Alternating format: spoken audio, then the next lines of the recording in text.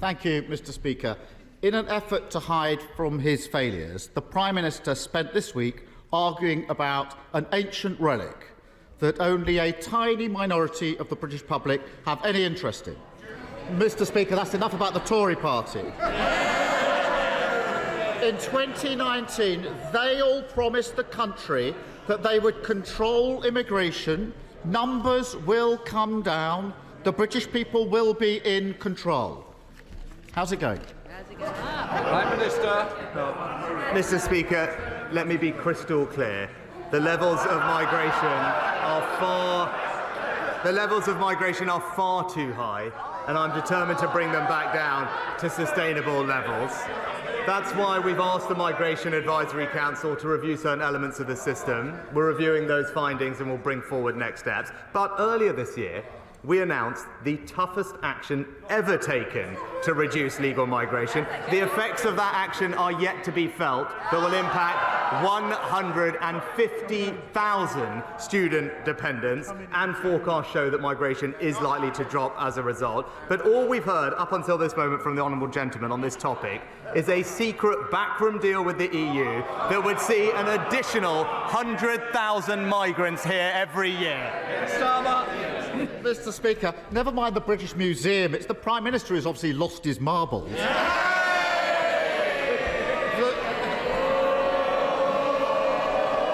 Mr. Speaker, the Greek Prime Minister came to London to meet him, a fellow NATO member, an economic ally, one of our most important partners in tackling illegal immigration.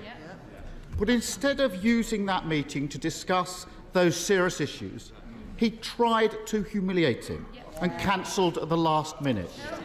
Why such small politics, Prime Minister? Prime Minister. Mr.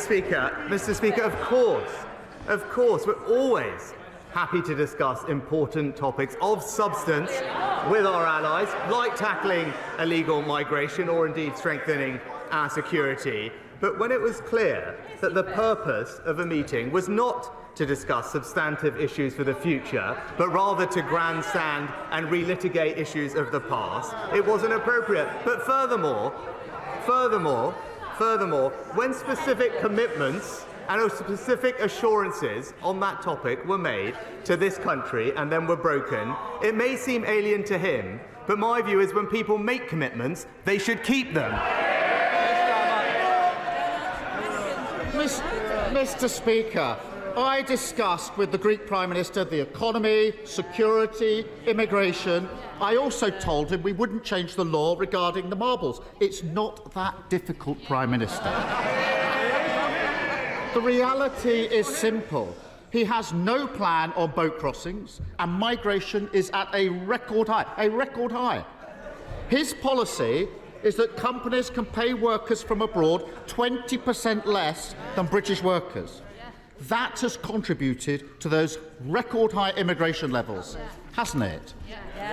Prime Minister. Mr. Speaker, he talks about the boat crossings. He's failed to notice illegal boat crossings are down by a third this year, Mr. Speaker, thanks to every one of the actions that we've taken that he opposed every single time they were raised. But look, Mr. Speaker, no one will be surprised that he's backing an EU country over Britain. Just this last week he was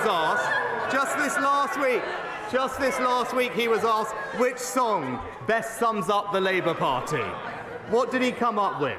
Well, Mr. Speaker, he showed his true colours and chose Ode to Joy, literally the anthem of the European Union. And he will back Brussels over Britain every single time. So let me get this straight. The Prime Minister is now saying that meeting the Prime Minister of Greece is somehow supporting the EU instead of discussing serious issues. He's just got dug further into that hole that he's made for himself. And ever, rather than deal with the facts, he's prosecuting his one-man war on reality. And that reality is stuck. Under this government, a bricklayer from overseas can be paid £2,500 less than somebody who's already here. A plasterer, £3,000 less. An engineer, £6,000 less. The list goes on. It's absurd. Labour would scrap his perverse wage-cutting policy. Why won't he? Mr. Speaker, as I said, we have taken significant measures and will bring forward more. And indeed, as the ONS themselves said, more recent estimates indicate a slowing of immigration as a result of the things that we're doing. But I am surprised, Mr. Speaker, to hear him now taking this new position, because I've got a quote here from a pushy young shadow immigration minister who said, and I directly quote this person, he told this House that limits on skilled migrants are, and I quote, a form of economic vandalism. Who could possibly have taken such a bizarre position to only then U-turn? It will come as no surprise to anybody that it was him. Mr. Speaker, there's only one party that's lost control of the borders, and they're sitting right there. And this is a government not just in turmoil, in open revolt. The immigration minister thinks the Prime Minister is failing because apparently nobody will listen to his secret plan.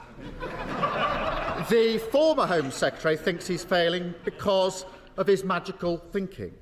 The current Home Secretary thinks he's failing. He even took time out of his busy schedule insulting people in the North East to admit he agrees with Labour. The Prime Minister seems to be the only person on the Tory benches without his own personal immigration plan. Clearly, his own side don't have any faith in him. Why should the public? Prime Minister. Mr. Speaker, it's really a bit rich to hear about this from someone who described all immigration law as racist, who literally said it was a mistake to control immigration.